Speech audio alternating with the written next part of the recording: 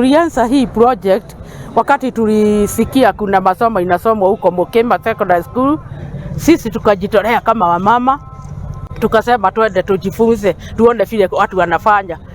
Wakati wa campaign ndiye tulipata hii nafasi.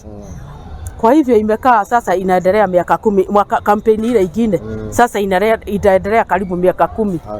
Kwa hivyo imetusaidia na diposa tumekuja hapa ili tupanue kazi yetu, tupate pesa nyingi, ili hata tukipia kazi ya kujenga ni county government tutaendelea. Sisi kama wamama tulichukua jukumu ya kuona hata sisi hata tukiwa wamama tutajaribu bila inawezekana ndio tufanye kazi ndio tuweze kujisaidia.